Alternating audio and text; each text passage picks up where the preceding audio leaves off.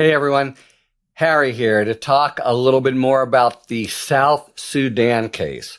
Recall, this is the case out of the District of Massachusetts where a district court judge has totally boxed the ears of the United States and accused them basically of lying and non-responsiveness.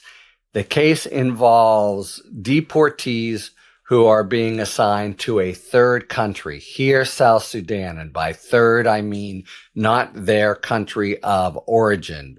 Their country of origin either won't take them or they have a well-founded fear of prosecution if they go back, that under established immigration law gives them an exemption to there. So the government, we learn now through a declaration, has negotiated with the government of South Sudan, sort of whoever that might be, because South Sudan itself is extremely unstable. It's the youngest country in the world. It is riven with conflict and instability, and their detention center, I think, is handpicked for its nastiness in sort of the opposite way from CCON in El Salvador, which is a state-of-the-art torture chamber. This is a Hobbesian torture chamber. It's just, there's no control, chaos prevails. All right. The judge had understood wrongly from the United States that people had expressed their desire to where they might want to go or not go, and it turns out that was wrong. Now, there's a plane. It is actually on a U.S. naval base in the Middle East. So it's still under the judge's jurisdiction because that's a U.S. plane with U.S. people on it. It doesn't matter that it's in a foreign country. The judge can order the Department of Defense or whoever is controlling the plane to do certain things. And that's what he has done. He said, look, you basically lied to me about the notice these guys got.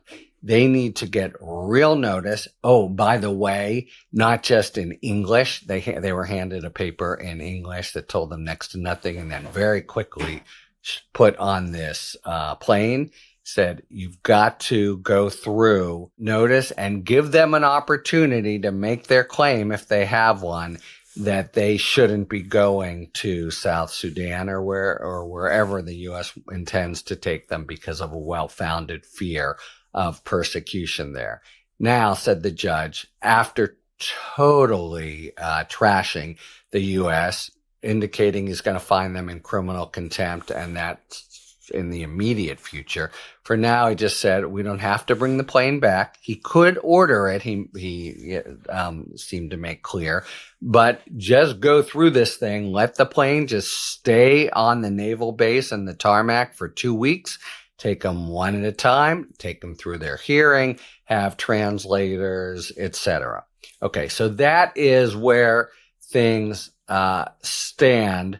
And what we learned in the latest 24 hours about what's happened is the U.S. did negotiate here, and the government of South Sudan said basically in the newspapers, we're going to send these people back where we're not going to take them.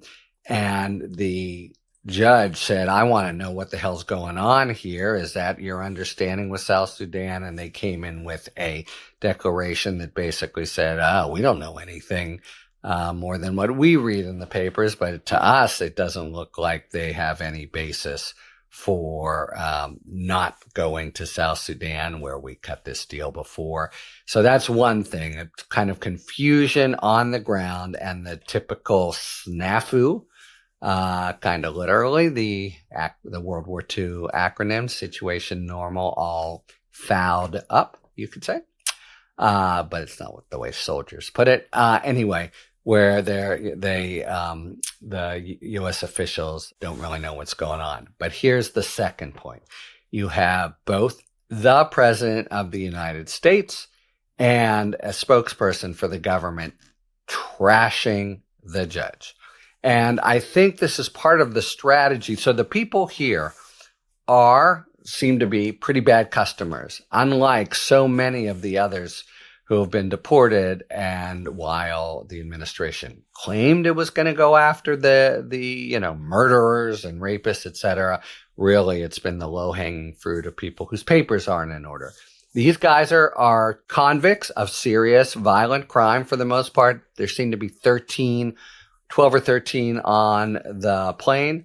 They have, however, served their sentences out, and if they're here, they would be incarcerated, so at least pending deportation hearings. So the notion that there's some terrible public menace, I think, is at best overstated. Nevertheless, it's the battle that the administration obviously wanted, and here's what the President of the United States said. A federal judge in Boston who knows nothing about the situation has ordered that some of the most violent criminals on earth curtail their journey to South Sudan and instead remain on this plane. He would not allow these monsters to proceed to their final destination. I was elected president to protect our nation. The judges are absolutely out of control. This must change immediately. The Supreme Court must put an end to it.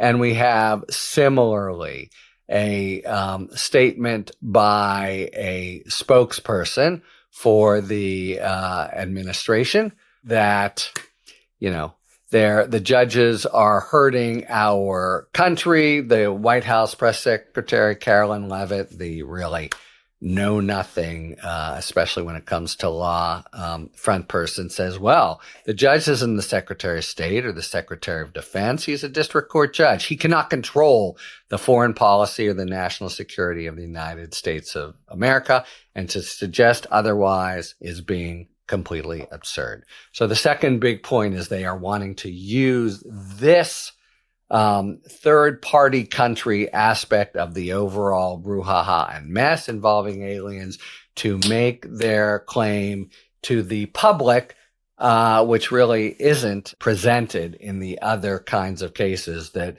the terrible liberal activist judges are keeping murderers in the country or are wanting to.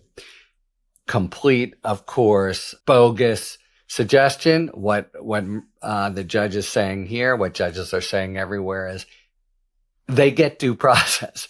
They get the opportunity to make a claim to a judge and not have just the executive decide on the executive zone whether or not. It could be all these guys make their claim and they're all rejected, but it goes according to process and to law. My Substack today tries to make this point more broadly about this class of cases and also the cases involving political prosecutions. But what you really have is a politically charged non sequitur from the president saying, oh, this is terrible what the judge is doing.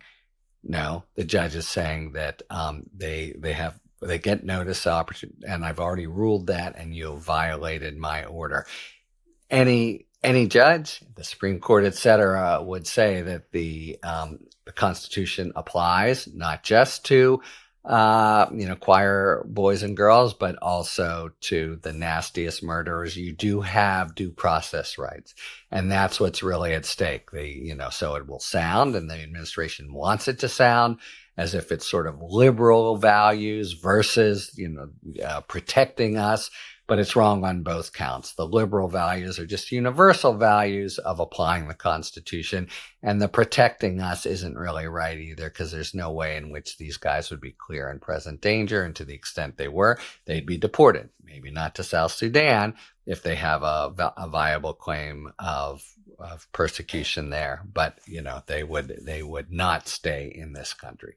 So it really is kind of manipulation, an attempt to supplant law with politics. But what else is new? And that's what's happening in South Sudan. We have this really interesting situation where they tried to spirit them away. The judge caught it in time, and right now they're just on a naval base in the Middle East, and they're going to take a few weeks to go through all these claims. Meanwhile, in the background, we have South Sudan being at least ambiguous about what they're going to do if these prisoners are, these 8 or 12 or 13, depending on how you characterize and count, are just dropped on, their territory. So all in all, you have a mess, and a mess that's completely of the administration's making, because again, they jumped the gun, sent people away without proper notice and without compliance with court orders. But now, unlike, say, in the Boasberg case, where the prisoners were already in CCOT, here they continue to be on a plane, but under the jurisdiction of the judge in Massachusetts. So we'll see how that plays out in the next couple of weeks, and we'll also see, whatever that judge does, the histrionic arguments of the administration to the First Circuit, that's the Court of Appeals above Massachusetts, and the Supreme Court, of this terrible assault by a liberal activist judge on the public safety of the country. Totally false, but the kind of political talking point that the administration is eager to engage and counterpose, even to niceties like the law and due process. Talk to you later. Thanks for tuning in. If you enjoyed this video and other Talking Feds content, please take a second to like and subscribe. Talk to you later.